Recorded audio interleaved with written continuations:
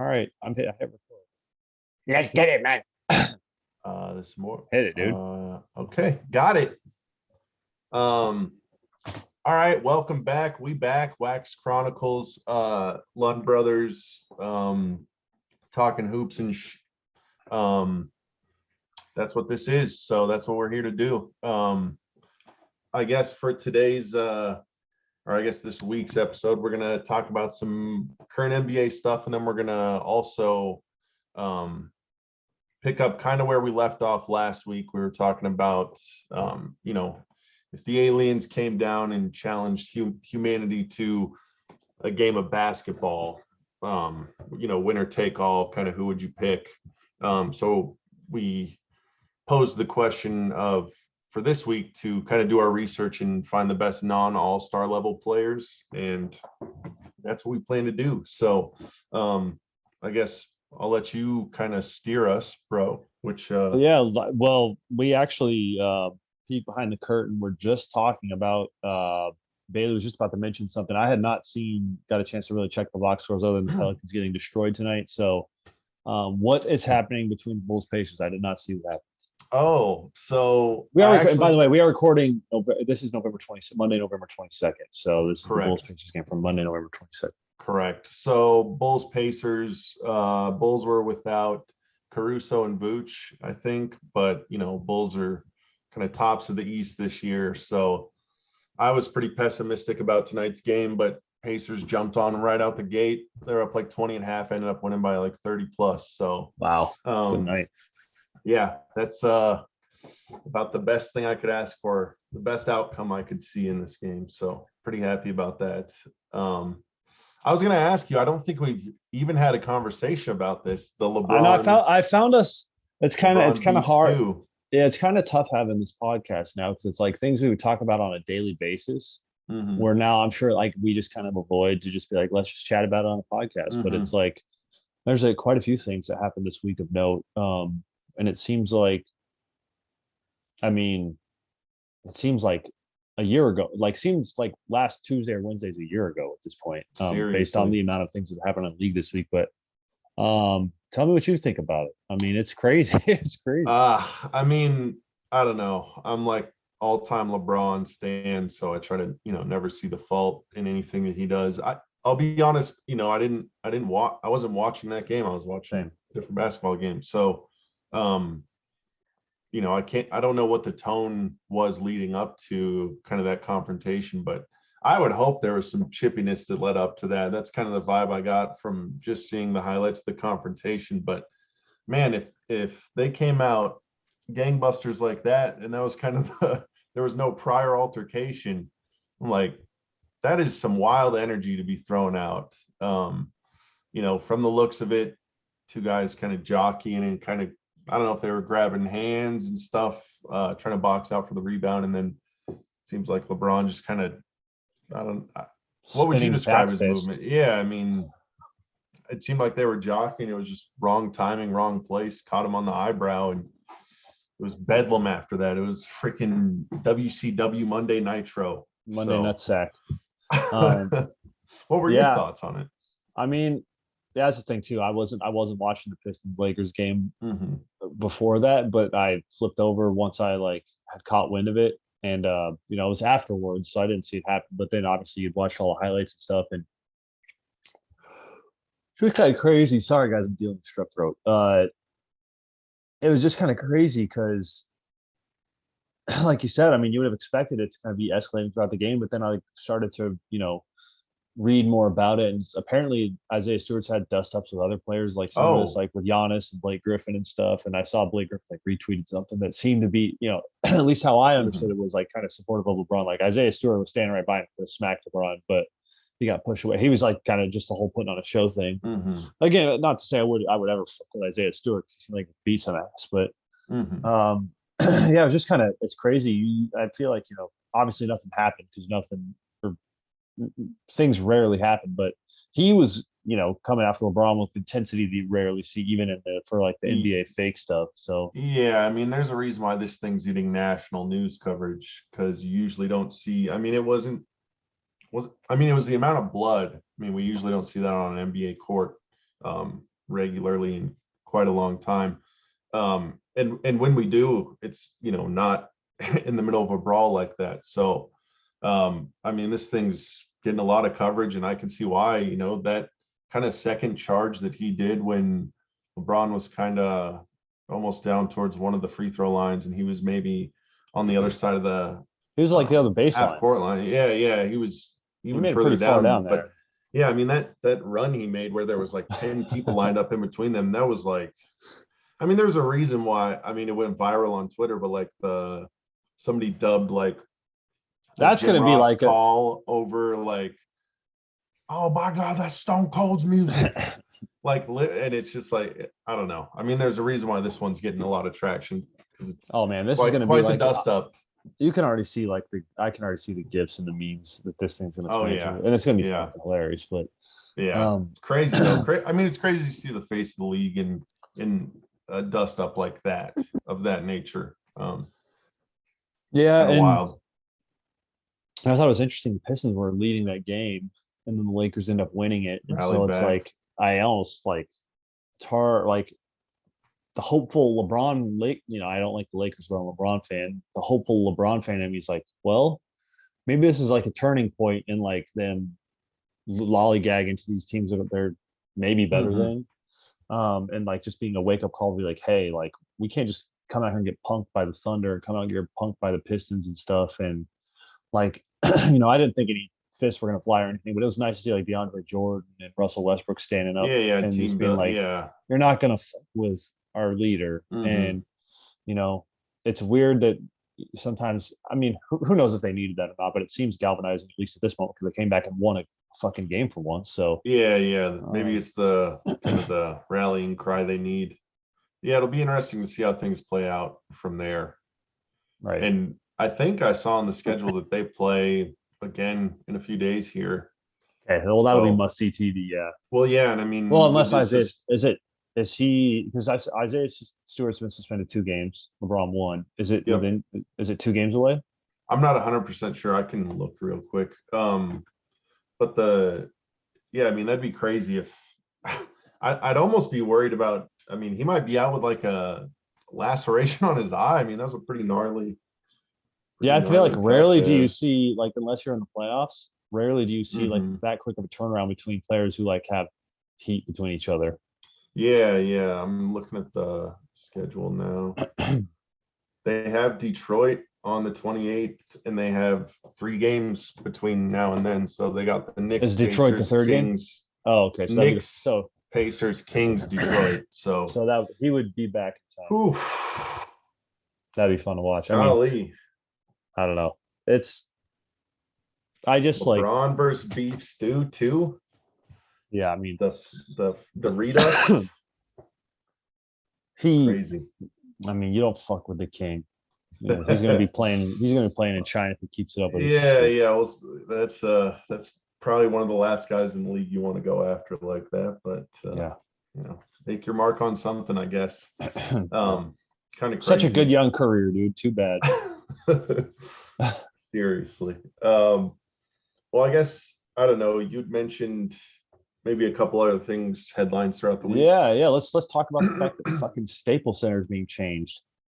I hate it. I can't believe that we as a society are allowing this to happen. We're becoming like a parody of ourselves. This is the dumbest thing I've ever seen. Like, I first started to take issue with this, with shouts out to C Muscle, talking about baseball with our good friend Kurt. But like, just the changing of the names, like, is nothing sacred. Why can't it be Staples Center presented by crypto.com or presented by, like, well, I mean, and it's hard because Staples Center in its own is like a corporate sponsorship. But at this point, and again, I know this is like Looney Tunes, outside the realm, or like outside of reality, but like, we know that building to be Staples Center. Just keep it Staples Center and fucking move on and figure out some other naming convention. Like, I mean, it'll never happen, but at this point, I can't say it as confidently as I would have in the past. But like, what happens with Madison Square Garden someday? Where do we draw the line?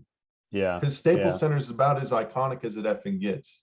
Well, I mean, that's an interesting conversation because, like, before Staples Center, the Forum, like Mhm. that's like that was iconic, and I'm sure like fans of the '80s Lakers were like '80s, like what the fuck is this? This is so stupid. Yeah, yeah. But I'm sure like our generation will view like the crypto.com arena or whatever as Mhm. this is where the Lakers play. But it's like it's hard for us being like I've literally grown up as it being Staples Center. It feels like, Yeah. I and mean, like it's there are other ones like that too, where it's like I don't know. What do you think? Give me some. What do you? Okay, Hal, I got a question for you. When I say I'm going to give you a team, and you tell me the arena that you associate with them, okay? no shot, no shot. What do I you don't even mean? want to do the exercise. What do you mean? I don't I'm even just want gonna. because it's going to be painfully bad. No, no. This one. I'm actually curious about. I won't go through 10 teams, but the I Pacers. because they just changed their naming rights this year, and I don't have the association Well, with that yet. well, yeah. So tell me which one. Like, because there's been two that I associate with the Pacers in my lifetime. Oh, you're asking like, okay, When Conseco I name a Fieldhouse team, and Baker's Life. yeah. Which one? Yeah. That's the Which two is the that I one? think of. Well, one. Conseco Fieldhouse. That's the first one that comes to mind. Yeah, that's what I think of. Okay. Interesting. But they literally just changed from Baker's Life to some other like corporate. Like, I just hate this stuff. I hate it. Well, Makes me so I mad. mean, it's like since the Hornets moved to New Orleans, they were in New Orleans Arena, which that's awful. And so like I'm glad that they have a corporate sponsor now. Like Smoothie King Center, I think is a cool one. That's And one of the like rare. Of course, leave it to the backwoods freaking Pelicans. yeah, and it's like they have a nick like you can call it the blender, which is a great nickname for an arena because That's with the true. smoothies and stuff. That's So true. I don't know. There's some other ones I miss. Like I miss Sacramento being Arco Arena. Like that's one that's always like stuck in Hmm. my mind is like it just feels right. Um, do you have any more? I'm sure like the United Center for the Bulls is something that feels Oh like. yeah. I mean, that has a lot to do with Jordan and just like the impact that he made and like all the games you watch with them playing in the United Center, Well, Boston yeah. Garden. I guess like to continue on with your point, it's not that like obviously there's been, like I said, the Forum being replaced by Staples Center. I'm sure it's, back at that change, this was seen as like similarly like blasphemous. But and I get that you can't just say like, well, my generation had it figured out, so you have to stop doing all this stuff. But it just hurts, it just hurts. Like it's never going to change, but it's just, I don't know. The nostalgic like Americana sports fan in me is like, gosh dang it. It just Yeah. feels like a part of like the soul of the game or the of any sport gets ripped out when, because like the iconic venues are like such a, I don't know, such a Well, and big that's part of it. it too. And that's kind of an interesting conversation too. Was like with, I remember like I think you probably were too. I don't want to put words in your mouth, but like when the talk about jersey sponsorships first came to play, and it was like, okay, this is Mhm. something's going to happen. I was very resistant to like having Same. sponsorships on jerseys. Like keep them away. I just want that it's going to ruin what I'm looking at. Now I'm not affected by it at all, but Yeah. I will say that I expected, and maybe I didn't read into it as much enough at the time, but I expected the sponsorships to stay with the team for longer than like 1 year. You're seeing teams like flip, Well, yeah. And and that's kind of because like I almost like kind of thought I would do that kind of like the arena where it's like, hey, I'm used to seeing Harley be on the Bucks uniform for 10 years, or yeah. um, you know, I don't know, you name the team, but it's like what is it, Motorola on the Pacers? Are they still Yeah. Motorola? Or were they Motorola last year? Not this Again, I did look it up, but it's called Gamebridge Fieldhouse, no longer Bankers Life. And I can't speak with certainty on who their sponsor is because, like you said, you think it's going to be this huge thing, but then you almost learn to just look right past it. Yeah, You it's don't like I don't. even. Yeah, yeah, which is kind of not. That's almost like I will say a credit to them. It's like I don't. If you can't even think about like it doesn't Mhm. stick out that much. If you can't think about like every team sponsor, so that's kind of Yeah, nice. yeah, yeah. I don't know. I guess I like to think of myself as a person who's like good with change, but there's and I think I am for the most part. But there's a couple things that I'll just be the stick in the mud, old curmudgeon, you know, and that Yeah, this one's going to take a while. The other thing I was thinking about is I get that like crypto.com is like, you know, that's like you're doing business as that's like your brand. But to me, like, I don't want to hear .com in an arena name. To me, that Yeah. just, and maybe that's just like a weird tick in my head, but that just like cheapens it in my mind. Like, Yeah. I don't know, but It sounds there's less like an arena and more like a sponsorship, I feel like. yeah, Because and it just, like kind of like with Staples Centers, like when I say Staples Center, I don't think of going to Staples and buying office products. But it's like I no feel like shot. more, and I don't know how valid of a statement what I just made was. I don't know how valid that is, but it's like there's like a disconnect, and it feels like Conseco Fieldhouse feels like, I'm sure Conseco's a brand or Mhm. did something. I don't fucking know what it is. Like But Banker's that's Life, the, I'm sure has to do with banking, but it like feels like a well, yeah, like or it's even like like it's, www.com. yeah, It's like yeah. Like, even like if you were to tell me in 10 years, like, oh, it's been Gamebridge Fieldhouse this whole time, I'd be like, that's not a bad name for like but it's just something about that .com that, I don't know, just cheapens it, makes it just yeah, sound, there's like a yeah, it's spectrum. interesting. There's somewhere between generic, aka New Orleans Arena, and Yeah, what the that sounds like a HTTPS double black backslash dude. crypto. New Orleans Arena sounds like if 2K made a video game and they couldn't get the naming rights to like have that Well, name no, it's like included in the it's game. like you make the association mode and you turn on expansion, but you don't fully flesh out the idea. So then you end up with a bunch of generic shit like that. That's the 2K method, dude. That's a good point, dude. Yeah. So I don't know. Like that's a repulsive of a name for an arena. So Yeah. go figure. Count on the Pelicans / Hornets. By the way, to follow up last week's conversation when Bailey and I were talking, and I was riding that high of the Pelicans. They were up by 17 and a half on the Wizards, best team in the East. I was like, I rewatched the podcast. And I believe my direct quote was, "Mark my words, they will lose by the end of us watching this," and they did. And so I mean, that's neither here nor there at this point. It's a lost cause of a franchise, but I just thought we'd That's just good put a old bow. Pelicans basketball right there, dude. I thought we put a bow on that because I won't vomit then. I won't Dicey. vomit now. Yeah, Yeah. nothing good at all about anything going on there. So, Yeah, that's not good. That's not good at all. sorry to turn it there, but I want to put a bow on that. Yeah, no, that's good follow up from yeah, that was probably the high point of the season as a Pelicans fan. Four Yeah, games out of the play in, got coming the off a lead. win, up 17 and a half, best team in the East. That's as good as it's Just going to get. So, just gonzo. Blink of an eye. speaking, I want to do another segue though. I know I mentioned Arco Arena. That leads me to my next thing I wanted to chat with you about is Luke Walton being fired. And I mean, I think the jury's out on Luke Walton as a coach still. Like, tell me what you think first. I want to hear what you think before I get. Um, I'm not the biggest fan of Luke. Like, I don't have the best feel for him as a coach. Like, the Dude, I but he was love undefeated with basketball. the Warriors, dude. That's true. That's true. And like the I love basketball Lakers, was it? Was When that they like? were saying that in the huddle, and it was when Oh, it right, was pre-LeBron, right. just when it was post Kobe, pre-LeBron, Luke Walton and the young guys. Yeah, the year before he got there, LeBron. That is Yeah, it might have even been two 2 years. years. But no, I don't know. I thought highly of Luke Walton back then. A lot of people speak relatively highly of him. I just feel like this is the classic, like, head coach is the fall guy for the sins of a front office and Dude, ownership. yes, that's exactly my thoughts, dude. Well, and also, and don't get me wrong, like, I think, and maybe I'm delusional because I believe more in the King's talent than most, but like, I think there's a fair argument that maybe not they have underachieved a little bit this season. And maybe they see, like, almost like a Hawks like turnaround with the Lloyd Pierce. They got like similar timelines, not necessarily like similar quality talent. Like, only time will tell on that front, but I can see why they made the decision to. I don't really agree with it, but it just seems like one of those, like, this is the epitome of NBA basketball as a business. Like, the coach is going to be the fall guy, whether it's fair or not. Sorry, that was really long-winded, but No, that's what I want to hear, and I would just pretty much echo all the same things. It's like, how many more?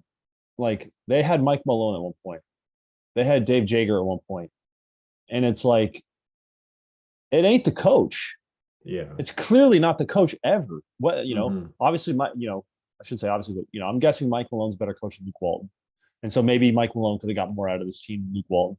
But they were firing Mike Malone, who clearly has Yeah. proven to be a way above average coach in this league. Well, And sorry, go ahead. no, and I was going to say the same about Dave Jager when he was coaching in Memphis. Like clearly a good coach, or I should say clearly, seems like a good coach. I mean, he's not coaching there anymore, but it's just like it's the collection of talent, and it's the moves, the trades they make, the signings they make, the draft picks they make. They're Oh, like for sure. it's crazy. I look at the Kings roster, you look at the Kings roster every year, and it just seems the same every year. And it's like, okay, De'Aaron Fox is a good player, but what is this, 5th year in the league for him now? Yeah. 4th, 5th year, and it's like they've had Buddy, nothing's changed. They made a splash with Harrison Barnes, like that's not moving the needle for anybody. Well, and it's that's like the crazy part is like what they've needed is like a guy to like make a leap, and like Harrison Barnes hasn't made the leap, but Harrison he's Barnes is made at a his peak. leap. He's at his Yeah. peak, though. Let's be real. He's playing extremely well this season, and it hasn't even moved the needle for them. They're still, as of recording, 6-11. So a guy took a leap and it still didn't work out. It's like, I don't know. What is it? Vivek Randall? Lottie Divac? Ranadiv? Wait, what's his name? Vivek Ranadiv? Is it Ranadiv? I'm not even sure. I think we know that we're talking about the same person. The owner, right? Yeah. Apologies for the error in pronunciation. It just seems like there's some bad stuff. I thought Vladdy had left too. Did Vladdy leave? Was that he's still there? Within the last 2 years? Because I was it was. I think it was very recent. I wasn't sure. Do you know who his replacement was? No, I think Page is still with the organization. Hmm. Maybe he's still there. Yeah. Well, we'll follow up on that afterwards. But yeah, it goes with it, like, yeah. I think there's a lot of areas that they could make an improvement, and I don't know if coach was the first on my list, but the way basketball is, that's kind of makes sense, I guess, unfortunately. I hope it's not the last chance we see for Luke Walton. I'm sure at the very least he'll stick around as like, or rejoin his staff somewhere as an assistant. Dude, he'll do the Alvin Gentry. Alvin Gentry, always head coach, fails, goes back to be an assistant somewhere, finds his way, just like with the Kings. Now he's the interim coach of the Kings. It's like he finds his way into a head coach. I mean, I don't, I'm kind of I'm kind of neutral on Alvin Gentry based on what he accomplished with the Pelicans, but it's like, yeah, it's just kind of like the NBA's fraternity. Once you make it in, it's like, you stay in. Yeah, it's Vivek Ranadiv. You're right. I'm not sure who their GM is or president of basketball ops or anything though, because I could have sworn Body's like, he said something about, I think if we don't achieve this by this time, I'll leave. Yeah, I'd have to look. Shoot, it's still jumping out at me. Oh, that's gonna bother me so much. Shoot.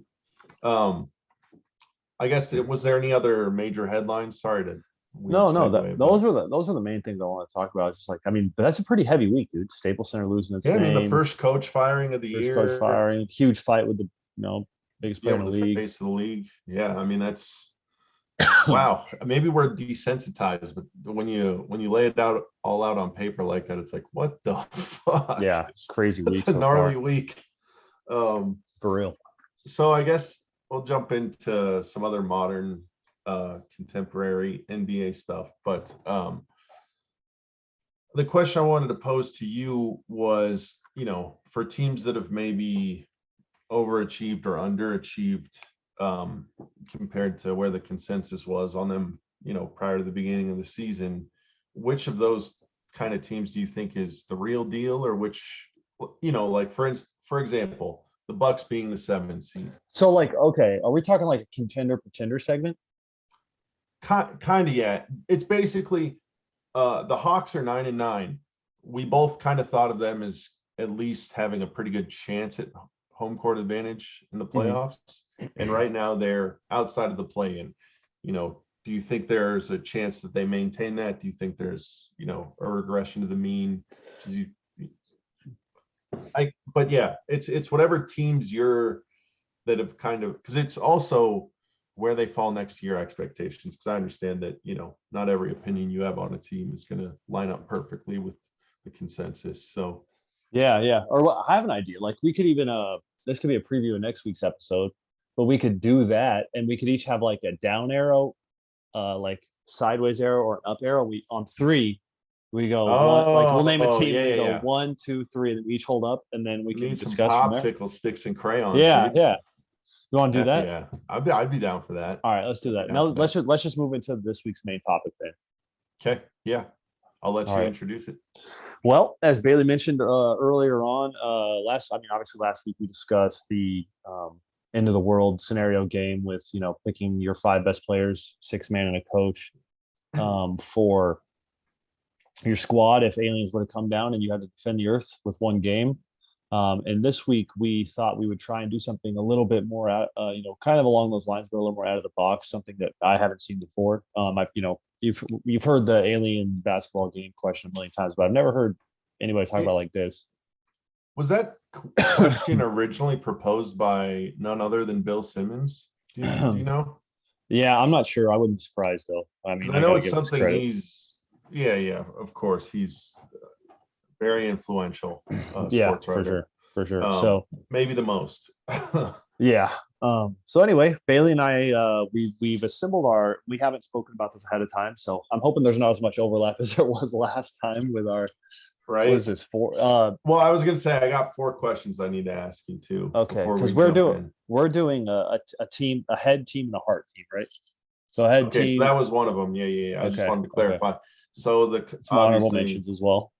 Yeah, and it kind of goes without being mentioned, but the exercise was just so fun compared to the one from last week because you're so constrained with who you can pick for the other question. So just to have this like larger pool of players to choose from was pretty awesome. One of the other things I wanted to get to is, can we just assume that players from different eras can like adapt somewhat to yeah, I mean, and it's not even necessarily adapting to like a modern play style, but like, can we look at 2 players like shoot, I don't even want to give an example to spoil anything, but I don't know. I just think that we need to make some assumptions, and like, can we also take these players at their peaks, unless you want like some specific era of a player, but are we assuming those things? Yeah, I think it's kind of subjective. I mean, like, we'll just discuss as we go through, but like, I tried to stay away from players that had like like the Dana Barros, going back to Dana Barros. Like he had 1 year where he was off the charts, just like amazing, but then he didn't have 3 years after that where it's like, okay, this is like a chunk of Dana Barros years. So I tried to stay away from like, one guy with 1 really good year. I tried to like at least find players that had like 3 or 4 years of like sustained excellence. Sure. And then also too, like I'm, with your first question, I'm just going off of like, can the players translate to different eras and stuff? I'm just going off how they played against their era and judging them based off that kind of. Yeah, it's just kind of like how I don't know about you, but it seems like we're on the same page as this, but kind of like how I judge players in terms of like all-time greatness. Like Bill Russell is an all-time great, and I judge him kind of based on his competition and how he played against his competition. Like, do I think Bill Russell would be as impactful in the modern day? No, but I won't judge him off that. I'll judge him off what he was doing at his time when the standards were what they were, and he was playing against competition. That's kind of how I go about it. But gotcha. Yeah. Well, yeah. Where do we want to start? Where do we want to dig into this? Hold on, though. I do want to mention one thing. I do want to visit one thing before we go on, though. J-Man in our last video posted his starting 5, 2 bench players. He had CP3. He had the same roster as you, with the exception of, I believe, he had Lakers 3-peat Shaq instead of Orlando Magic Shaq. But he had Clay, and he had KD from Brooklyn era. He had LeBron Heat. He had Klay Thompson from 15-16, and he had CP3 Clippers run. But his bench players were Dame Lillard and Hakeem Olajuwon. And so his reasoning for Dame Lillard, obviously the clutchness, which, and then also too, I think it's good to have another floor spacer. So that I definitely see why Dame's there. But I had a question for you, because this was something I thought about from between now and when we last recorded, was thought of Hakeem Olajuwon and young Shaq. So you had young Shaq, and I Mhm. think this will probably be a simple answer, but I just was going to, see if we were on the same page or my guess was on the same page with reality. But you pick young Shaq over Hakeem. Mhm. And I know, you've probably seen and we've all seen like how Shaq talks about Hakeem when he was young, how Oh Hakeem yeah. would just beat him down and just, obviously the proof's in the pudding when the Magic met the Rockets in finals and Hakeem had his way with Shaq. And so again, I'm guessing this is going to be an easy answer for you because I think you pretty much clarified I'm it. sure you could guess it, but the It's reason just I like the fit. It's chose yeah. Go it's ahead. fit. It's Yeah, 100% yeah, fit. I don't want if if I'm building my team around two very specific players, prime CP3 and athletic prime, I'll call it LeBron.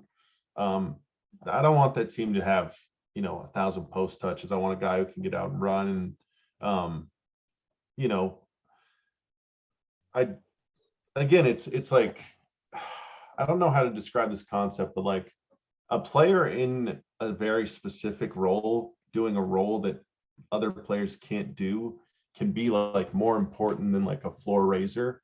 And again, that I say more important instead of better than. um I think a player who fits the perfect role a team needs, it's like kind of like that last key piece, can be more important than like a guy who just kind of elevates you to mediocre. I mean, it's like yeah. the idea of like a championship role player versus like a three-time all-star, one-time all NBA guy that never, you know, made it far. Like both players are, we speak with reverence on those players for different reasons, but that it's pure fit. Again, I would never try to make the argument that young Shaq is a better player than prime Hakeem, but I just like the fit. I mean, Yeah, yeah. No, that's good enough reason for me. I mean, I thought it was a good pick by Jesse because Hakeem, I mean, everybody says it and it still doesn't happen, but he doesn't get his credit. Like those 2 years oh, where the certainly. Rockets won the title and Jordan ran away like a coward because he knew he couldn't handle him. But I'm just kidding. I need to get okay. I was thinking about this during the week. I need to clarify this. I do not hate Michael Jordan. I think he is the second That's not best what the player of all time. DMs say. That's Yeah. not what the DMs say. I think Jordan is the second best player of all time. I could be talked into third best player of all time. I'm not going to tell you number two. Number one being LeBron, obviously, but I just want to get it cleared up. And Yeah, I know that yeah. there's been a lot of anybody who catches this. we I know Bailey and I might have come off like we don't respect the older generations, but I think if you come to know Bailey and I, we respect the older generations. I think more than most, and we have a very deep reverence for players from the '60s, '70s, '80s, Mhm. '90s. Like Bailey said the last week is like each subsequent generation of basketball players stands on the shoulders of the previous and adds things that the previous generations didn't. Well, I mean, I guess it's kind of boomeranging now. I It's think like people now can't play in the post, which they used to add on to. But mhm. I just think it's important for everybody to know that. Like I think that when I talk about the all-time greats, I don't. If I had to list my top 10 all-time greats in order, it would not be 10 guys from the 2010s in Jordan. I don't believe that. I believe in Yeah. Kareem Abdul-Jabbar. I believe in Magic Johnson. I believe in Larry Bird. I believe in Hakeem. I believe in Bill Russell, Jerry West, Elgin Baylor. I believe in all those guys. So Mhm. I just want to make it clear that we're not some like we're like this YouTube generation podcast and only watched basketball starting in 2015. Like Well, yeah, and that's anyway, rant over. well, no, and I just want to, we we've had these conversations for so long, and we're like, I know you're like timing and your pace of things, and like some of the things, like we say some things in jest and in hyperbole just to get a rise out of each other. Um, Obviously, so there's a lot of the stuff's dripping in a hyperbole. Not the Jordan stuff though. Someday the real feelings on some of these players will Not the come Kevin Martin through. Jordan comparison. That's a real thing. Is that a preview of things to come? Or all All right, right. Well, were you gonna this is preface this? How are we starting this? so again, this is the if there's one basketball game to determine the fate of humanity, and for some reason the aliens took all the best players, and we're just left with guys that never made all-star games. What's the best squad you got? Would you rather start with the picks we made with our head or with our hearts? Head. Okay. Do we What does everybody want? Al Snow, deep cut, very Check. nice. Freaking check. Let's start. I do want to ask. Well, it'll just come out. Never mind. And I do want to. I want to apologize ahead of time. I have my notepad here, so I'm going off an Excel spreadsheet. So, welcome to the 21st century, bro. It's more real this way, dude. True. Do you want to go point guard first? Yeah, go for it. No. Let's do on three. Let's both say them. This will really make for some high quality product. I don't give up. I don't give up. 2, 3. Derek Harper. Wow. We are going to have the exact same god. What was your reasoning? I didn't realize how good of a defender he was. He made in a stretch in the late 80s for the Mavs, he made 2 all defensive teams. I think he's known as the hand checking god, dude. Yeah, but I didn't realize he was making all NBA defensive teams, and not to mention his 17 and 7 averages are like right around there. And so it's like, dang. There's a stretch there in the late 80s, dude, where he's like, he's a dude, man. He can play. Well, no, that was the thing was, I mean, we obviously both saw something in him. Not to mention, like, again, I've seen some highlight tapes. I probably caught him in a few classic games. I've seen some of his games when he was. Well, yeah, he played for the Knicks. I was going to say in the early 90s, and so I definitely have seen highlights of those. And I remember he had the baldy at that point. He was looking good, but obviously wasn't having the same type of impact as he was in Dallas. But and it, at a certain point, some of this is going to be going off Basketball Reference and looking up highlight tapes, things like that. And that's kind of how I found him, and it. Seeing like some of his shooting splits and things too, it makes you think like, he seemed maybe a little ahead of his time as a shooter too. Yeah. And my memories of him in those Knicks teams was like, you didn't need and he was past the age to be like a, starting point guard, especially when they had like Mark Jackson and things. But like, I don't know, he seemed like a guy who could play off ball too. So off ball, play defense really well, shoot it, could also set the table when he was like, earlier in his prime. So and there seems to be a pretty large consensus that he deserved at least one. So I mean, I'd be snubs. I'd be lying if I didn't like search like best players to miss all-star games in this process just to make sure I wasn't missing anybody. But yeah, it seems like there's a clear consensus that he's a guy that by her, Jamal McGlory's been an all-star. And I mean, we could play that game all day. Compare everybody to Jamal McGlory or other players. Wasn't Brad Miller too? Jamal, not to crap on Jamal McGlory, he's a Hornet. Yeah, he had a good all-star game. But I mean, so I won't even bring that into it because that's silly. But anyway. No, that's tough though. I mean, like, it's the same reason like Mike Conley wasn't one for the longest time. It's like, if you're in the wrong conference, you play the wrong position. Who else was in West power forward? I think there was. Well, I mean, it was always like Dirk, Duncan, KG, and C-Web. And so it's anybody who tries to crowd everybody out. Yeah. There's like no way really in. You can't. Yeah, for sure. Well, I don't know. That's kind of a bummer that we got, and I feel like we probably got the same one as our number 2 slot too. I don't know. Maybe not. Who you got? On 3? Yeah. 1, 2, 3. Kevin Ron Harper. Martin. Okay, go ahead. Explain. Okay. So to explain this pick, I need to explain how I came to the team I wanted to build. I'm picking this with my head, so I broke it down. Who's the absolute best player in this pool that I could get? And that player is not Kevin Martin, but I think Kevin Martin slots well next to the player that is. Okay. And I'm sure you can probably guess who that player is. We'll get to him later. I don't know if I can. Interesting. But As far as Kevin Martin goes, microwave scorer, lights out shooter, ahead of his time, with his proficiency scoring from beyond the 3-point line. Not to mention, I'm pretty sure he was a pretty decent 3-level scorer and shot really well from the line. So yeah, I love Kevin Martin, dude. I'm sure you remember he's one of my favorite players. Dude. Yeah. I mean, he was buried away in man. Sacktown and in Houston during some of the doldrums with some of those teams. He was the great chip for the Thunder as well in one of their major trades. Yeah, that's right. And he had a couple of years where he was averaging like 24 plus. And I will say I harbor a little bit of resentment towards Kevin Martin because the Spurs cut Rasul to make room for Kevin Martin in Rasul's last professional season in the bigs. Mm-hmm. And who knows how his life would have played out differently if he would have stayed in the league.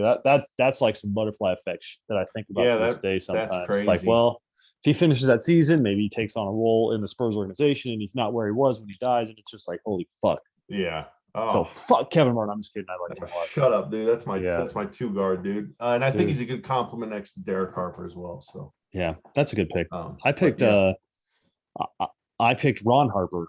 Well, I already told you that. I picked Ron Harper because obviously, his kind of role and what he provided on teams when he, most people think about him from the Bulls era, obviously, winning titles, part of the Breakfast Club with Jordan. But he obviously was people who follow basketball obviously are probably familiar with him as a rookie too with the Cavs, very productive, kind of prolific scorer.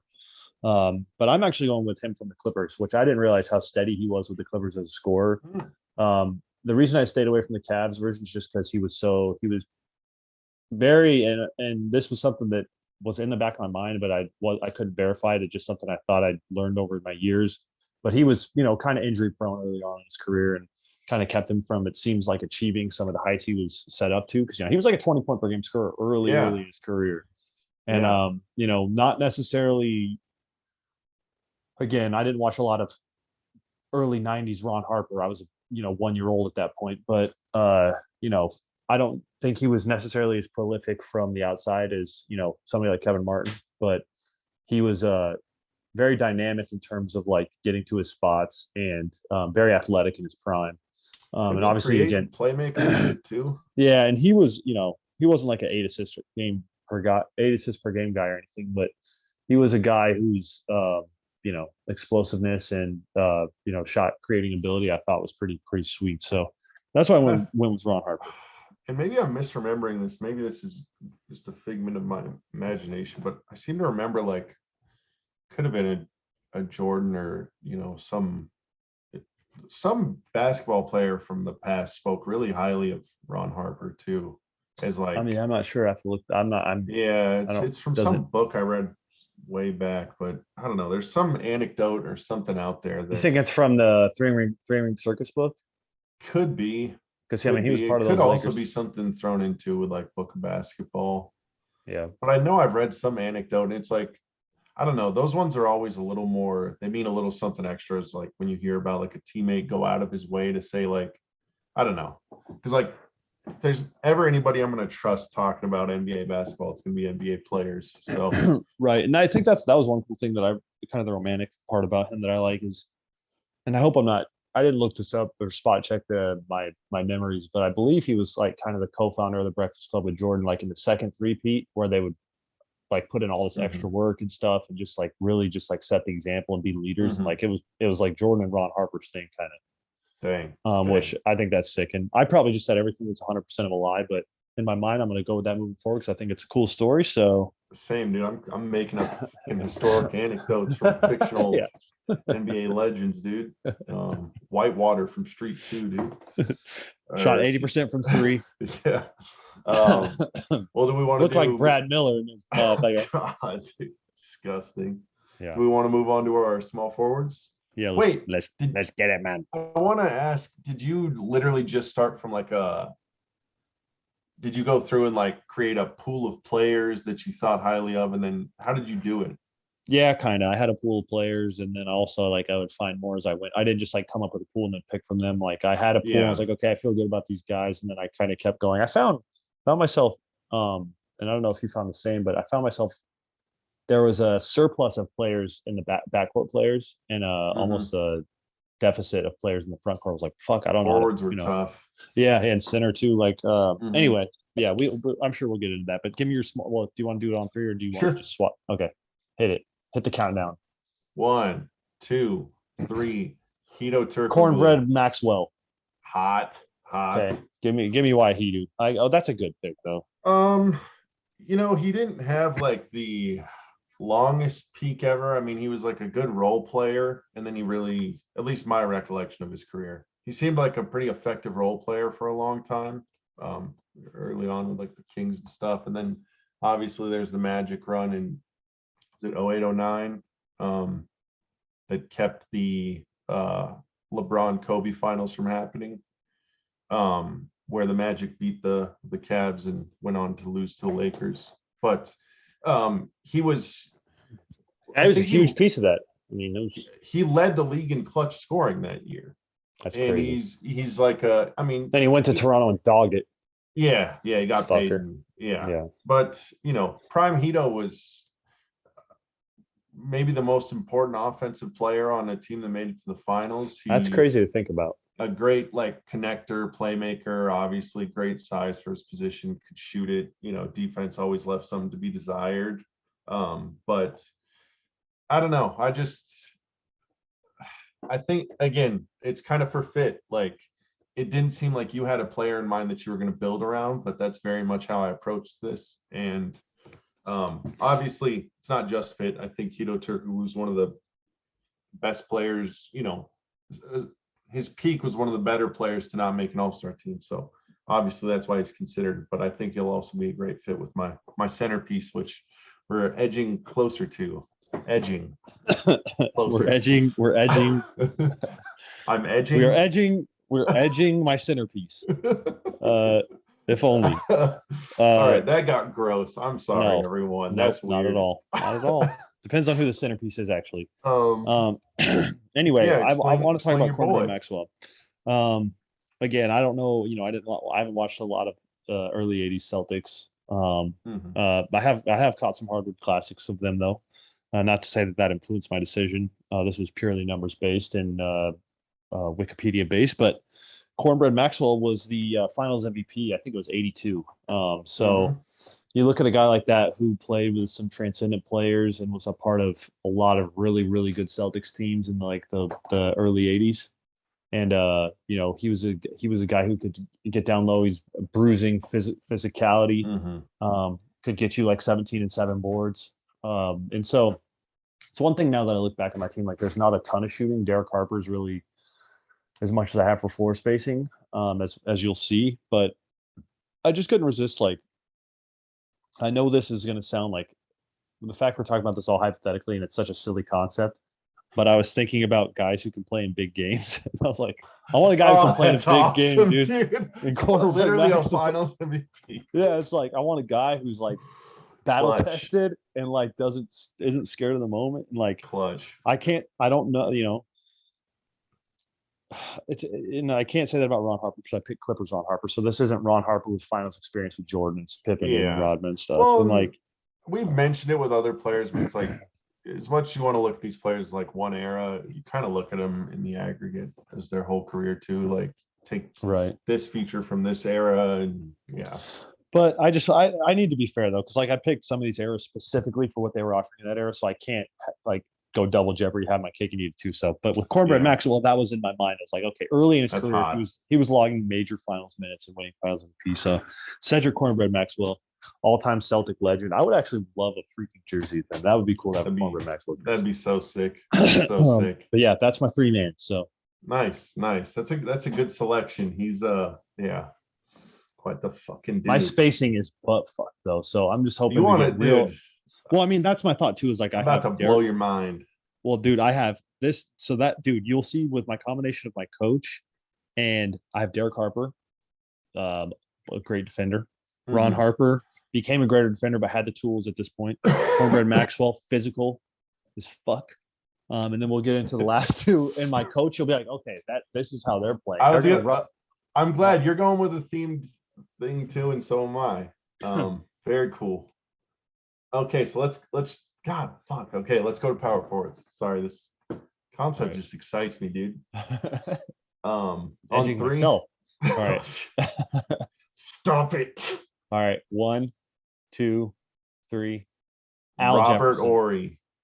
Oh, this is your center. No, your center. So, This has to be your center. yep. Okay. So, and again, we were kind of talking about it, the era dependent stuff, and maybe I was Robert just Ory, trying to that's cover for myself. But I had two trains of thought with Robert Ory. Was young Bob Ory had more to give than I think was asked of him. And again, a lot of this is influenced just stuff like I've seen some. I was pretty young when he was at his most impactful.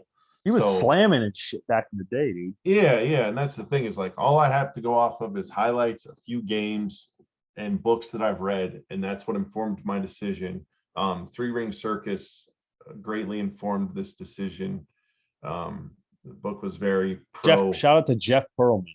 Seriously, it's an incredible book. But yeah, I mean, young Ory could kind of do a little bit of everything. He was never asked to do a ton. He could, defend, pass, shoot, rebound.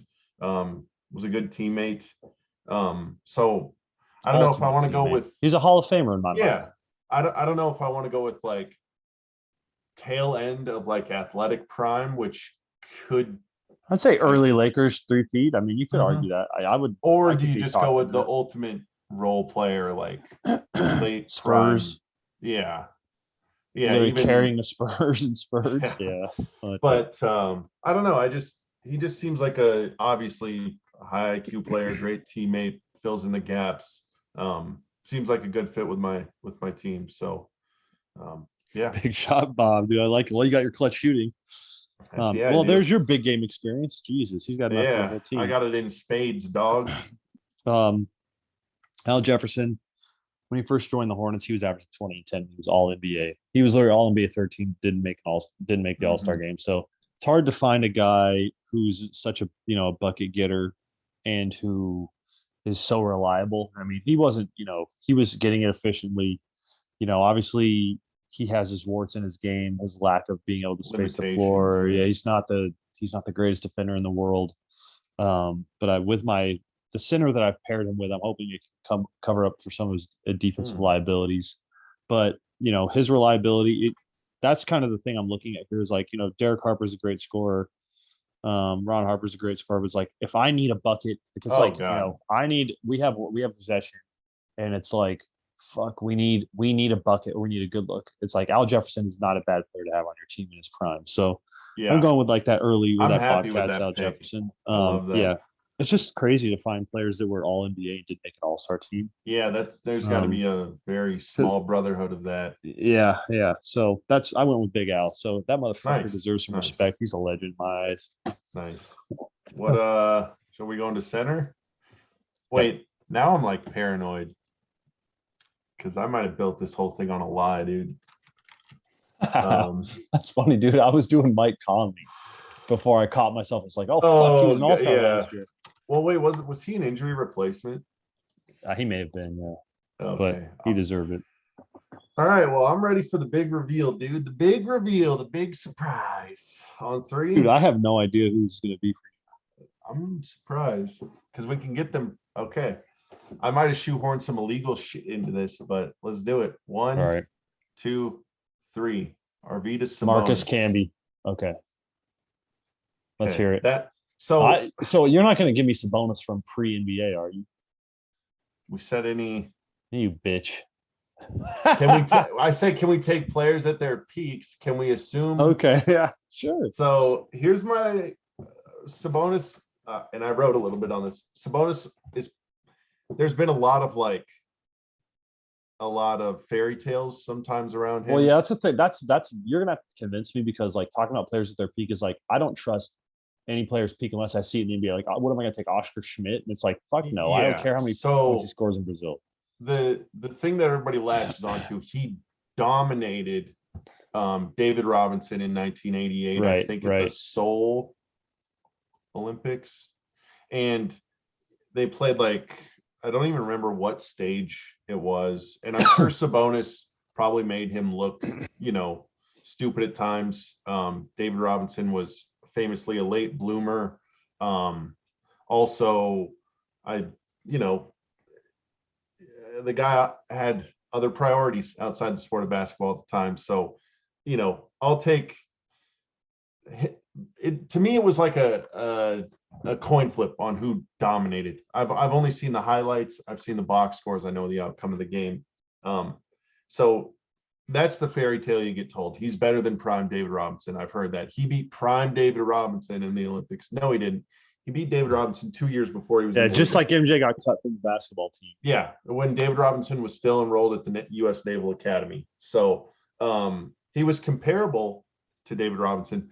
But the thing that kind of works in Sabonis's favor is when David Robinson hit the league, he was gangbusters. He was, I think, 6th in MVP voting his rookie year. Oh, dang, so that kind of goes contrary to what I was getting at. But so we can say definitively that Sabonis was probably at his peak comparable to pre-prime David Robinson, which I think is probably the highest quality player you could get in this whole pool. And I get that I'm circumventing, like, it's but I mean, he was cheap. even not though. Like his first years in Portland, he was really effective. Yeah. So even if you limited me to that, I still might pick him. Yeah. And to go with the collection of talent around him, like, you know, all I ever hear about is he's the greatest post passer that's ever lived. Like, I got him surrounded with Robert Ory, Hito Turkoglu, Kevin Martin, and Derek Harper. We can play 4 out, and him in the high mid post. He can do whatever he wants. He could be Jokic basically with this team. Yeah, you know, and a little bit of modern style. That's awesome roster construction, dude. That was the goal. Yeah, that's awesome. That's one thing. God, I wish we could have seen Sabonis in the NBA in his prime. And I wonder, like, I wonder how much it would look like Jokic, or if it would look like it at all, or different versions of the same. Right. What's that Kobe commercial like? When he's talking to Kanye, he's like, "I want you to be a different animal, but the same beast." Kanye's like, "What the fuck does that mean?" Kobe's like, "Yes." It's something like that. Anyway, that doesn't make any sense. Funny. I went with Marcus Camby. Nuggets. I looked long and hard. Literally won Defensive Player of the Year. So, and you know, he was no slouch on offense either. He could give you 13 a night. I mean, he was playing in the finals. I think was his second year with the Knicks when they made the finals in the lockout shortened season, and that was when Pat Ewing was hurt. He was playing major minutes on a team that, I mean, albeit they were the 8th seed that year. Was it? Yeah, it was 98-99. Yep. 8th seed made the finals, got beat the fuck down by the Spurs. But yes, sir. Camby was a good ass player for a long ass time, dude. Oh, for sure. And J-Man, I still think romantically about J-Man Camby carrying his fantasy squad. I can't remember if Jesse drafted him or signed him. It was when Marcus was playing for the Blazers, and he had he was just doing Marcus Camby things, like 13 boards, 12 points, just like 4 blocks. Yeah. And at that, I believe he added like a little bit of his jump shot towards the end there too. Well, I mean, he always kind of had a jump shot, but like extended his range. See, and that's the sucky part is like these guys that never were recognized as all-stars. Like I feel like they slip through the cracks just a little bit more. It's like guys like Camby will be forgotten in a lot of NBA circles, or a lot of modern fans will never even have that's any the thing, clue about him. Yeah, and that's the thing that bothers me is like you and I have talked about this, but we talk about those kind of things like we talk about like a million times, like Rasul Butler, my favorite player. And we talk about like how many cool guys there probably were in the 70s and 80s who will maybe have seen their name on a box score once, but don't know anything about them. And like, they would have been our favorite player, and they're awesome. And they did so many cool things. If we were just born 4 or 5 years sooner, that sort of thing. So I don't know. It's interesting to think about, but Camby, he's an all-time legend. I'll always have I mean, Camby, like, he was awesome with the Raptors. He's awesome with the Knicks, Nuggets, Blazers, Clippers. I think Camby's just a cool dude. So I went with sure. Marco Camby. Let's go 6 man. Let me give you a little recap though. So I got Derek Harper, Harper, Cornbread Maxwell, Al Jefferson, Marcus Camby. So some big time plus defenders, I feel like, and Al Jefferson to feed the ball in the post. And I will mention my head coach now because it makes sense in the context of my team. Jerry Sloan never coached an all-star team, and so Jerry Sloan is a hard-nosed motherfucker. Gets a lot out of his players. He would be a great coach for that. Yeah, that's what I said. And I if anybody sees this and wants to fact check me if I'm wrong, but I don't believe Jerry Sloan coached an all-star game, which was kind of crazy for that's how wild. great of a coach he was. So I guess I'll go with my coach. And again, I'm just trying to find any way I can circumvent the rules. You're a I bitch. took Ettore Messina, the I don't know the famed, fuck that is. I believe he's like an Italian coach. He's like a very, very famous international basketball coach that like your favorite American coaches like speak his praises. So Okay. I When did he coach? figured Like 90s, 80s? I think he Who still did he coach? coaches. Oh, so he's Yeah, who's he coached of yeah. note? As far as players go, He coached like Gallinari or something, or like did he coach anybody that I would know? well, yeah, I'm sure he has. I mean, I haven't gone through the, his Dude, you coaching don't know his history. go-to sets, dude? What the fuck? I'm just kidding. Again, dude, I'm standing on the shoulders of giants, dude. If NBA coaches, who else am I going to trust when it comes to coaching in the NBA? Like, if they speak highly of him, plus, I had Hito and Arvydas Sabonis on the squad, so I figure a little internet, like, Hey, you're straight I don't know, internationals. international coach in Sabonis. That's a pretty, I don't know, pretty solid composition there. Synergy. What's your sixth man? Did you already? Yeah, want to do it on three? Yeah, One, 1, 2. 2, 3. Raja Drazen Bell. Petrovic. Nice. Yeah. Going the fucking sharpshooter. How do you not have him? He would fit on your team perfectly, dude. Yeah, he would. I chose Kevin Martin. Okay. He was all NBA. Petrovic was all NBA when he was with the Nets. And so, I mean, obviously he tragically was cut short, but I was like, I don't have any shooting on this goddamn team. I need something off the bench. So I went Drazen. Well, in Petrovic. because I just don't know the story, but was it Drazen, Petrovic, and Vladi were I believe so. There was that 30 for there's 30. bad blood now? I don't know, dude. That's something Crap. we should both know. Yeah, this shouldn't be in That's my a blind spot, and I've Yeah. even watched it. Yeah, it's awesome. It was Depressed now, dude. yeah. Drazen was a good F player though. Yeah, yeah. I mean, he's like not many guys come onto the scene like that briefly and are, a He was a legend. shooting dude. He was a And shooting star, man. He really was. yeah, in every sense of the word. So Yeah. no, that's probably a better pick. But I looked at my team, I saw a lot of defensive gaps, and I wanted Raja Bell. So Okay. I mean, I guess he obviously provides floor spacing as well. yeah, just flexibility. Do you have a certain era that you're looking for him? I mean I think when I think of Raja Bell, I think of Suns and like going against toe to toe with Kobe, and Right. I guess it'd be like some of his youngish years, Roger maybe Bell. early prime. But yeah, and plus, like, I don't know about you, but if you've listened to him on the Ringer, but he's a guy I've gained a lot of respect for. Yeah, he's good. Yeah, I really enjoy him. So, and I think he'd be a good fit on the team too. So, let's just run through the Heart team real quick, huh? Hold on. I had another guy I wanted to mention on my Yeah. head team. Eddie Johnson. Ooh. A guy who I've kind of let slip through my fingers at times. But a great shooter, ahead of his time shooter. And one thing that I didn't know, there's a YouTube channel that I will link in this video. That I've been learning a lot of stuff. They do like these videos like on the downfalls of teams and like how did the, whatever the fuck, name a team, like how did the 94, 95 Rockets like collapse in a matter of years, or things like that. And so I've been watching a ton of them. Or like how did the Knicks go from like Pat Ewing's tragic, like how everything fell apart for him. Anyway, I'll find this channel because it's great. They're great. It's like great production quality.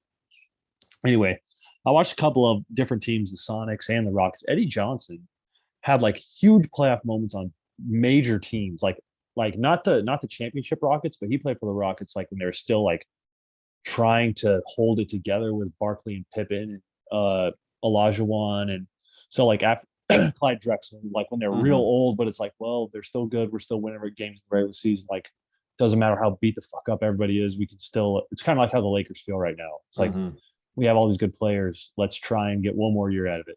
And Eddie Johnson was like carrying them to postseason victories when everybody else was falling apart. Dang. He was having like 30+ point games. That's crazy. He also did the same thing for the Sonics.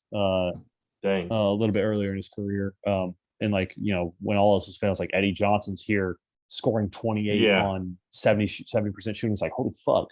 Yeah. And he also had a cup of coffee with the Hornets, so I have a soft spot there because I remember playing with him on video Dang. games. But I wanted to mention Eddie Johnson. I picked actually a sixth and a seventh man on both my teams. So clutch. Nice. so Nice. If I were to go with a seventh man, it would have been probably Steven Adams. So I strongly considered him. dude, this is crazy. Like the guys you're naming are not even on my radar. They're not even my pool. Really? Which is kind of cool. I like that Interesting. because it's like, I don't know. Yeah. Let's go to the heart team and let's start with coach and sixth man All right, you go. and seventh man. Hit me with your coach. John Thompson of Georgetown. I'll Follow a circumvent any rule, rule. dude. Fuck you, dude. You can't make me. Has What he are we coached start an taking- NBA All-Star game? Fuck you, dude. Yeah. I could pick Coach Stevens if I want to. All right, I'm gonna pick Edwina Franklin. Come on down, dude. She led him to the playoffs. She was an unknown quantity. Okay, what the fuck? What are we gonna do? I'm taking Michael Jordan from Space Jam. He ever made. I'm taking a historic pillar of basketball. That's who I'm taking. You can take whoever the fuck you want. All right, I'll play in reality, dude. What's your reasoning behind John Thompson? I mean, obviously he's coached Mutombo, Mourning, Iverson, a lot of greats. Jump guard dog. I built the team around a big Pat Ewing. Did I say Pat Ewing? Famous non-all-star Pat Ewing. No, I'm just naming Georgetown dudes he coached. Yeah, no, that's he was like known as being like the big man whisperer at Georgetown. That was his thing for a long time. Right. So I was building around a specific player, and I just think that, again, I think very highly of John Thompson. So he's the coach I wanted to pick, and I knew he'd never coached an all, because it's not very easy to look up coaching all-star appearances. At least it wasn't in my search. Yeah, it was easy. So. It was literally a Wikipedia page for it. Dumb motherfucker. See, instead I was just like, I can't think of this, so let me just go off the top of the dome with something I know. And I even had to double check. I was like, there's no way. That would have been much harder if I wouldn't have found that list, but it took me all of 3 fucking seconds. So I wish I had that. I would rather have that than what I'm doing here. I think I like this shit. It kind of seems like at this point, all your circumventions, all your circumcisions, dude. Do what I gotta do to survive, dude. Fuck you. All right, who do you got for who's your coach? I went Paul Silas. Nice. Paul Silas was the first coach I fell in love with as a kid when he coached the Hornets. Also, I'm sure more people who will ever come across this are more familiar with him coaching the Cavs when LeBron was a rookie. Mm-hmm. Obviously, they didn't achieve. He was out by the time the Cavs started achieving much. But I just remember how steady he seemed for the Hornets back when it was like the Baron Davis, Jamal Mashburn years, and like how legendary he is for his play with the Celtics and like the role he served on those teams, and just like he's like one of those guys you talked about was like. I don't think I've ever heard anybody have something negative to say about Paul Silas. He's just like one of those guys who's part of the NBA brotherhood who's like everybody thinks he's a solid motherfucker. Might not be the greatest coach, but I just wanted to, I tried not to go like too much into that. Just like me pick my favorite guys of all time. I don't give a fuck if we all lose and aliens kill us all. Yeah. Because Rasul would have been playing. But yeah. Well, I shoehorned a homer pick in there, so. I kind of did, but yeah. So I went with Paul Silas.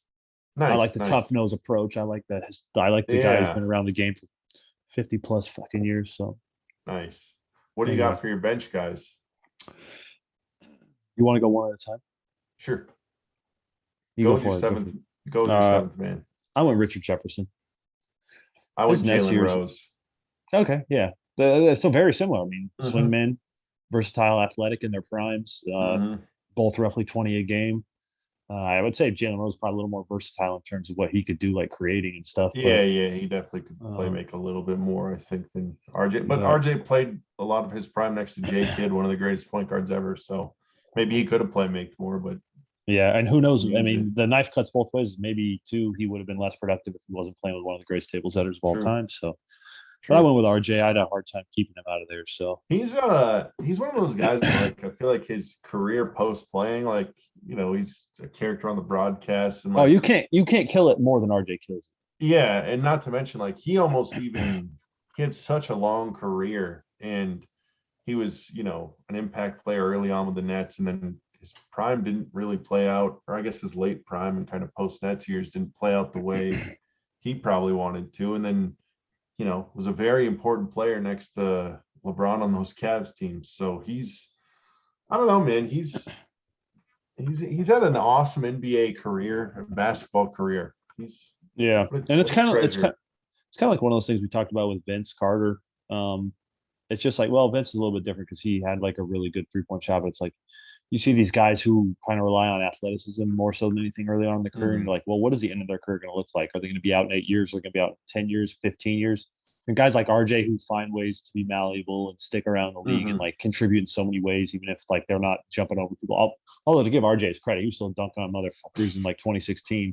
Yeah, that's like right. 30 minutes a night in the playoffs. Yeah, so so I don't want to crap on him too much because I know he's still a freak, but I just love players like as they get older and lose things to add other wrinkles to make themselves relevant and like still be impactful players. So RJ gets my 7th spot. I love that he's loved but also hated by like one franchise, and that it's the Spurs. Like, yeah, that is funny. It's just funny that everyone loves the Spurs and everyone loves RJ, but those two don't, like oil and water, I guess.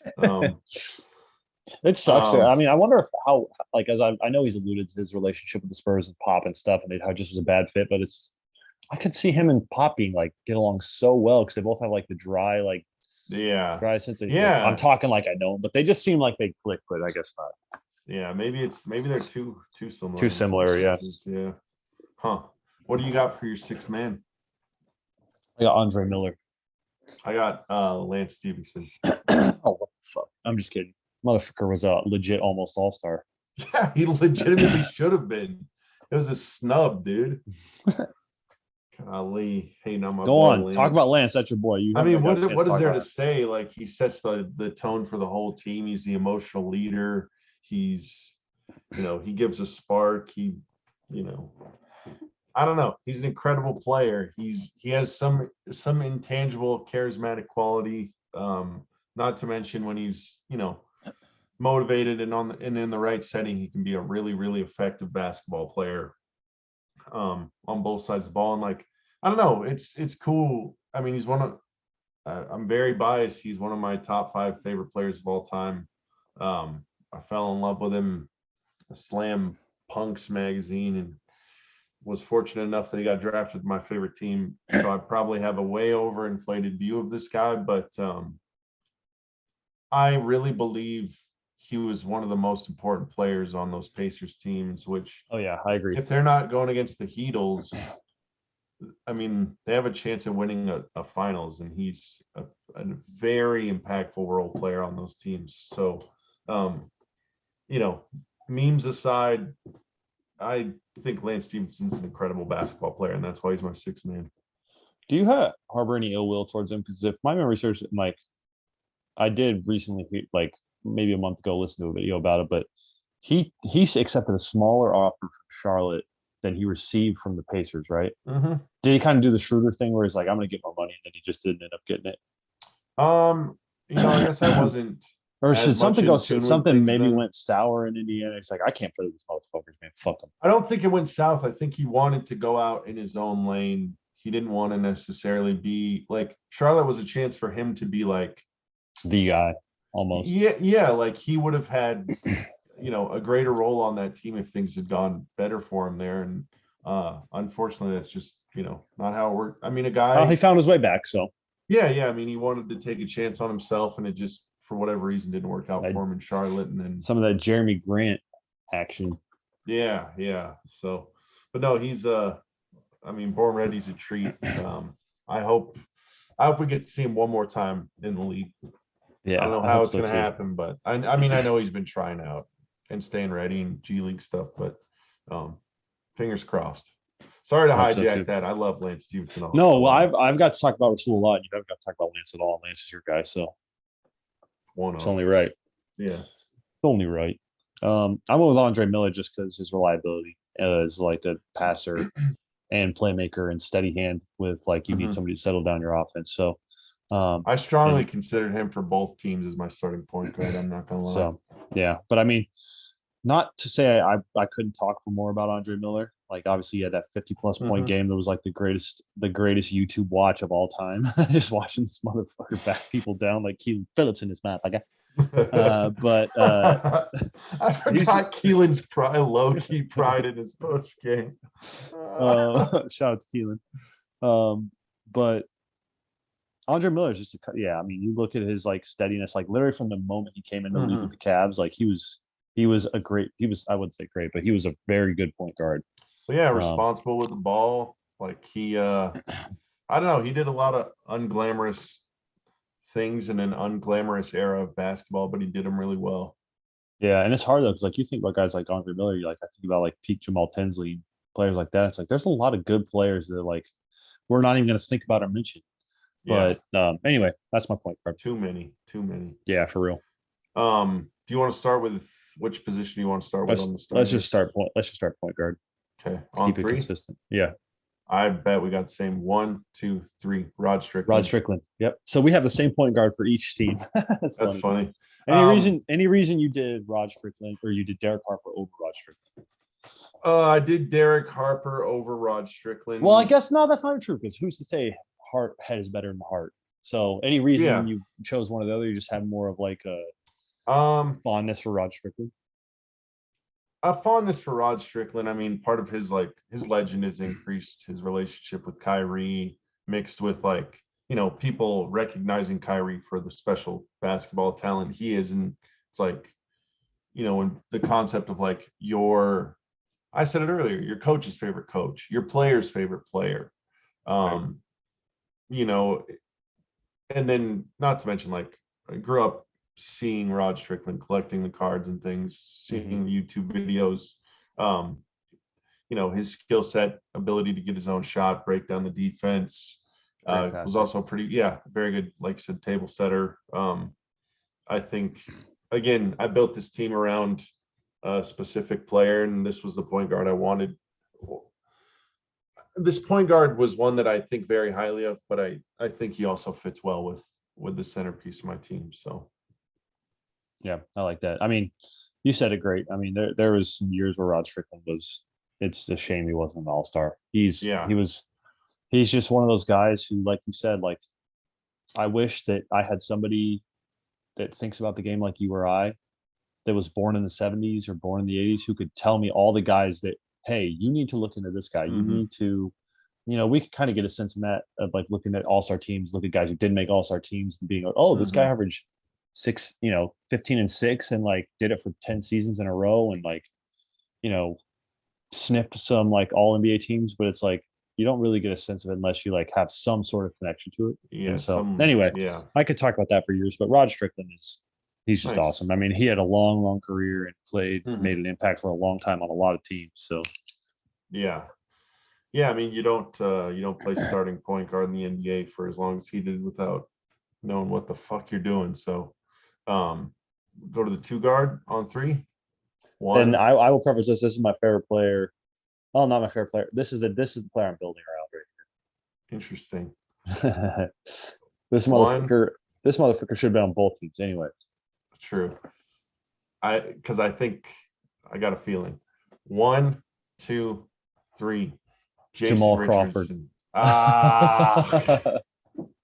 Bummer, dude. Okay, explain your pick. I mean, the motherfucker can give you 50 before you even like turn around and see where the fuck he was. Definition of a bucket. Yeah, I mean, some of his years with the Clippers. That's so hot that you're building around him, dude. Like, master of the 4-point play. Like, he's kind of my version of like I had Al Jefferson on the last team. Like, okay, if the game's slowing down, I need a good look. Jamal Crawford is somebody who can get a look or get a look for somebody with his just. I mean, we talk about Kyrie, we talk about Rod Strickland. Jamal Crawford's handles are something that I just can't. Top 1% of the top 1% of the top 1% of people that have ever touched a basketball. Yeah, I mean, I think he's like top 3 of all time. Like I think about Kyrie, I think about Jamal Crawford, and I can't really think of anybody else that I put in that category. Steph's a great dribbler. Trae Young's a great dribbler. Rod Strickland. There's a lot of magical dribblers over the years. There's some street ball guys out there too. That Yeah, like, but I granted, mean, it's a different do thing, that against but NBA players, and then we'll yeah, talk. And I know I'm probably leaving people out that I'll be ashamed of, but like Chris Paul, great handles. mhm. But just like the ability to make people just like skate, it's just fucking crazy. And then Yeah. like I was looking at his Clippers era, which is great, but I think I would go like his Knicks era when like he Ooh, was not necessarily as much of a six man. He's playing more. It seemed like a starter role at that time. I didn't look at the game started, but averaging like 19 a game. Just like this motherfucker's a bucket, dude. And I yeah. guarantee if he was playing right now, he could still give you 13 a night if he had 20 minutes. Well, think about this. I I don't give a know shit. we've alluded to it, but the replace Bill Russell with Ben Wallace hypothetical, replace James Harden going into the Rockets with prime Jamal Crawford with a GM like Daryl Morey's belief in him.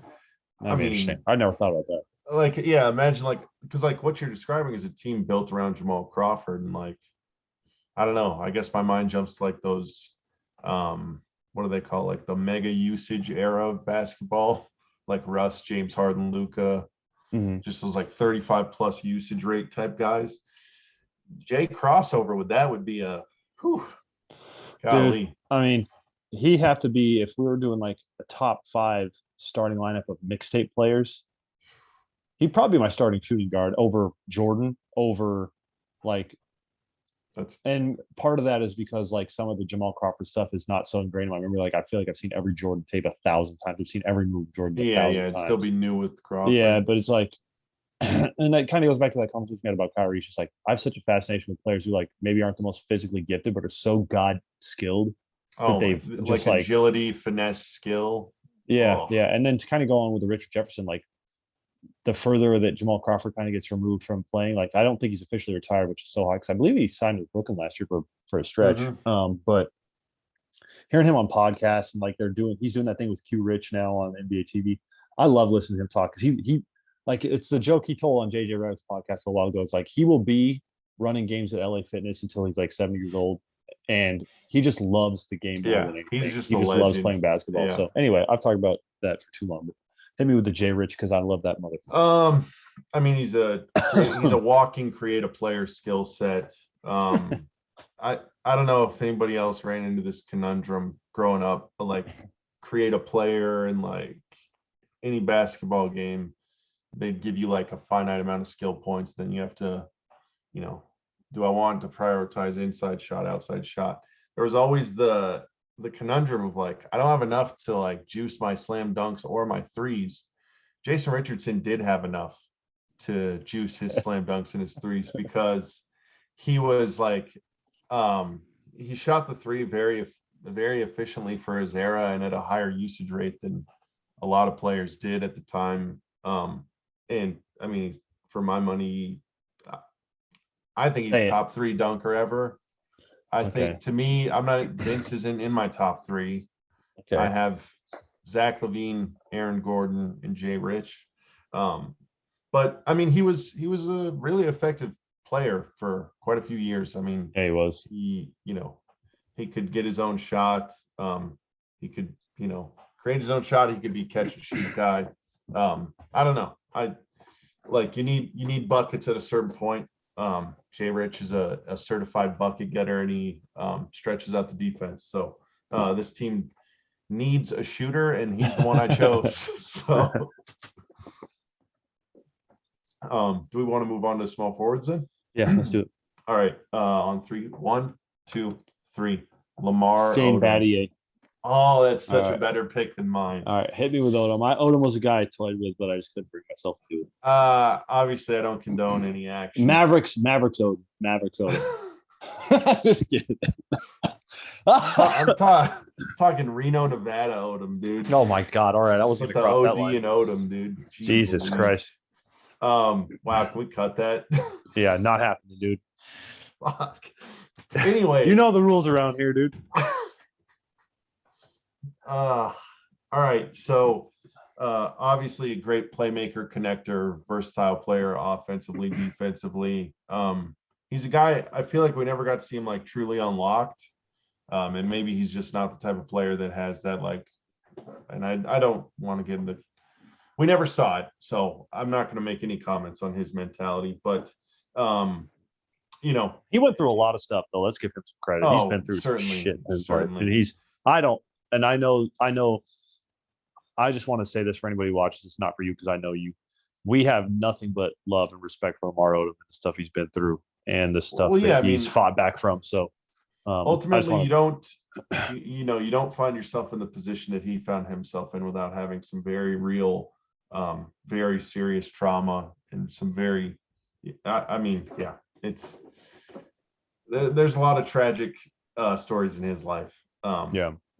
But you know, he was an incredible basketball player. He was part of a pretty iconic for you and I era of Clippers basketball. Yes. The style, I mean, the hip hop culture of basketball, the slam covers, you know, him. Dude, it's interesting to think about, like Smiles. with AI, like obviously AI is the number one influence, like he's the number one for the culture guy. Almost feels like those Clippers were number two, dude, to me. Like not just Odom, not just D Miles, not just Q Rich, but like just the swagger they all played with. For how me they personally, 100%. But I like, even like, not just for you and I, just objectively speaking, like I can't, like when everything was really shifting from embracing the hip hop culture, it seemed like I can't think of somebody who, other than Iverson, comes above them. Like I really don't know if I can think of one off the top of my head. Like maybe if I thought a little harder. Yeah. But Yeah, that's a good point. I mean, I don't know, man. I mean, they were such a, I don't know, such a unique group of guys. I mean, obviously D Miles, Q Rich. I mean, those guys are incredible. But yeah, I don't know. I'm at first I reacted poorly, but I'm happy with the Lamar Odom pick. I don't know. He was an incredible player, man. And you know, later on in his career, playing next to Kobe and Powell. I don't know. He's better than Kobe on those teams. Connector, do all the little Artest things. is better. Yeah. Derek Fisher's better. Powell's obviously better. R.I.P. Kobe. Yeah. Though. True. So I don't know. That's my pick for small forward. I went with Batty for probably similar reasons you went with Robert Horry on your head team. Just like, I mean, I have a soft spot for him just based on his years with the Heat and what he provided in the finals against the Spurs in 2013. Game 7 when he hit the six tray balls, and it was literally him and LeBron, and nobody else showed up. And just like knowing how, I just remember watching him, and like I don't remember ever being mad at Batty. Like, you know, you watch your favorite teams play and you're like, what the fuck? Box out or do this or do that. It's like Batty, I mean, this isn't an original thought, but Batty's just the type of player that doesn't make mistakes. He's always in the right spot. He's so smart. He's so cerebral. And, you know, 3-and-D, the story of like after they won the title, how he was at Denny's and everybody was like partying and stuff. It's like Batty's a legend. He really is, dude. Yeah, I love that motherfucker. So Shane Battier for my. That's an excellent pick. And again, a guy that like obviously I wouldn't have guessed that Shane Battier was an all-star in his career, but I would have never just picked him out of thin air because there's just so many players you know, that never make that accomplishment. So dang, I'm glad you brought that one up. It makes me wonder, did you look at Mike Miller? Did he ever get close to an all-star? I didn't even have Mike Miller like in my mind. Wizards, when we started talking 20 a game. Dude, but when we started talking about Batty, I was like, oh, Mike Miller for like some of his Grizzlies years and Wizards years, he was fucking solid. And like, because I was also thinking about just kind of that connection with the Heat role players. And that's funny, man. Yeah, there's so like, but again, that's just another player lost the annals of time, dude. Yeah. That's why podcasts like this need to exist and ask these stupid fucking questions the history nobody's cast. Gonna ever see. The NBA history cast. Yeah. Let's want to move on to power forwards. Yeah. All right, on 3. You count it down. 1, 2, 3. Josh Smith. Okay. Nice. We're Shouts back out on to track. J-Man. I mean, Jesse Pitts. I mean, Josh Smith. Take it away. No, you got it. I went first on the last time we doubled up. Okay, so we only had Derek Harper on the first one on the head team, but now we have Raj Strickland and Josh Smith. And I guarantee we will not have the center. But I mean, I went with Josh Smith for all the reasons that he was such a big deal, and like his mid to late Hawks years were just his absolute wrecking ball potential on defense. In terms of blocking shots, locking people down on the perimeter, being able to guard people in the post with his length. Weak side defender. His freaky athleticism in terms of he can catch a lob from just about any angle heading towards the hoop. Dunk on people. He's not afraid. Get him out in transition. My goodness. Have him run on the wing. And then willing passer as well. Like obviously he got the reputation towards the end of his career, I feel a little bit, where he was like, he just shoots long twos. He can't shoot. He can't hit threes at more than 30%. So, there's some truth to that. But, when those Hawks were like really cooking with like Joe Johnson and Horford, like that squad, he was he's a great player. And he's a guy who's like, there were guys that like going through these lists. I was like, oh yeah, he never made an all-star team. But Josh Smith is like a guy that like, I could have convinced myself made an all-star team just based on like, you think about his statistical line, like that's not everything, but he was just that Hawks team had sustained excellence. Like obviously they didn't achieve too much, a bunch of first and second round exits. He was such a crucial role player. I mean, part of the reason why those defenses worked. I mean, they had him, Horford, and Heinrich. Yeah, that's big time defenders for them. Defenders, yeah. But I mean, Josh Smith, we've spoken about Josh Smith on this before, talking about Jesse, our friend J-Man, who plays like Josh Smith. But I mean, yeah, he's a stat sheet stuffer, and he, debatable how much he contributed to like big time winning basketball, but he's an impactful player, and he's somebody that when you're kind of piecemealing these teams together, somebody who can do everything to varying degrees, that's important to have. And so like that's kind of hard to find, like players who do everything to a really solid level. It's hard to find them not making all-star teams. And Josh Smith, I feel like, is one of the few who's like big time threat in every facet of the game. Not every facet of the game, but a lot of them. Yeah, I mean, he was like surprisingly decent at the areas that archetype of player is usually deficient in. Right. Which allowed him to be like, if your weaknesses aren't truly weaknesses, like I don't know. Josh Smith was an awesome player. I mean, there's nothing I could add to that. So I'm glad we both picked him. I will say that, because he was actually the last addition to my team. I was struggling to find power forwards. Who is your centerpiece on this one? Is it Jay Rich? Nope. Oh, it's your center. Still coming, dude. Struggling to find one. My ass. It's not gonna. My yes. No, I said your power forward. My bad. Yeah. Plus, my center's not gonna be a surprise. So let's just get to it. How? I don't have any centers, so I can even conceivably add. Inconceivable. Princess Bride reference. Smack you, dude. You never say anything about killing a girl. Maybe Kurt will watch if I throw in some more movie references. Fucking Kurt. Fuck. All right, give me your centers on three. Yeah. All 1, 2, 3. Al Jefferson. PJ Brown. Okay. The Al Jefferson thing goes hand in hand with what you said about him on your team, your head team. Incredibly reliable, just dump it into him, back to the basket, get his 2 points. He could rebound, take up space. Yeah, I mean, he's a throwback player, of a different era, but he was the guy I wanted to build this team around, because I don't know, I feel like a team has a certain floor if you just have a guy like that. If you have decent enough talent around him, like, I don't know, if it's all on the line and your strategy ends up being 45 Al Jefferson post touches, I mean, I'm not mad at that, honestly. You're gonna be all right. I'm not mad at that. So yeah, explain your reasoning with your selection. Peach, well, I will preface this by saying, before my love for Rasul developed, PJ Brown was my favorite player in the league. So I will say that there's a little bit of homerism bias in this one, but PJ Brown played for Paul Silas, so they have that connection. And you want to have somebody on the floor who can communicate the coach's thoughts, like a point guard. He's like, PJ Brown's like a point guard on defense.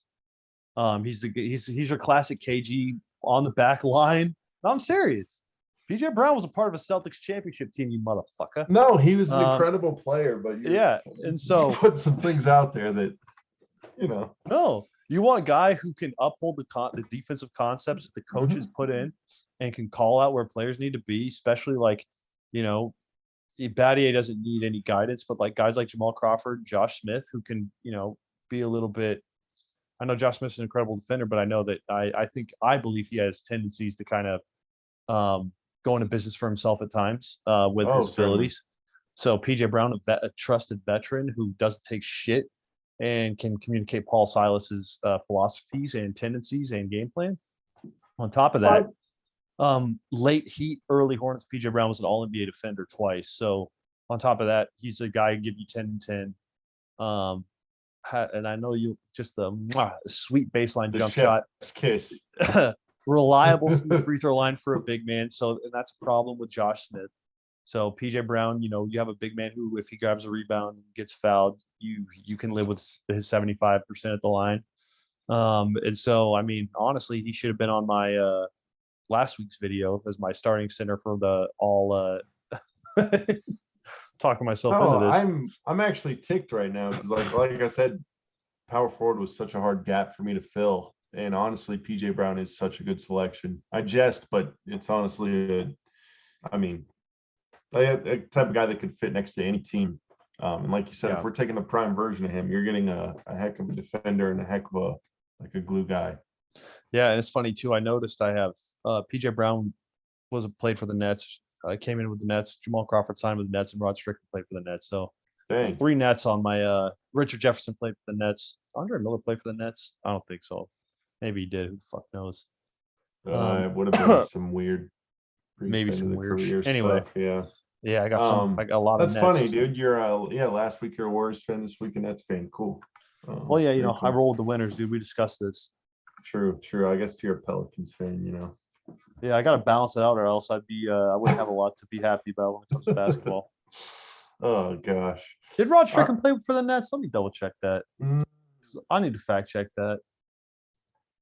I ain't trying to be that motherfucker who's just lying about shit. I was gonna say No, play for the Knicks only. Okay, well, scratch that. Knicks, Spurs, Blazers.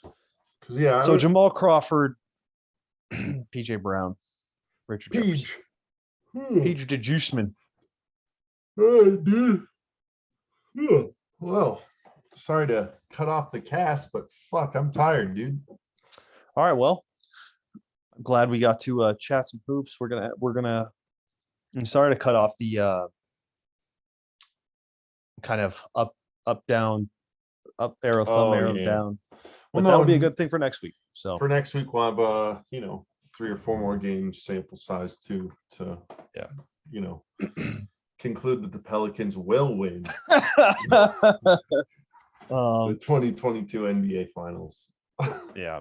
Anyway, I guess we'll probably sign off though. But thanks to everybody for watching. You go ahead and sign it off, bro. All right. Sweet. Wait, you have to. No, sign it off. Say goodbye to the people, dude. Say goodbye to the good people. To good pals, good brews, and good tunes.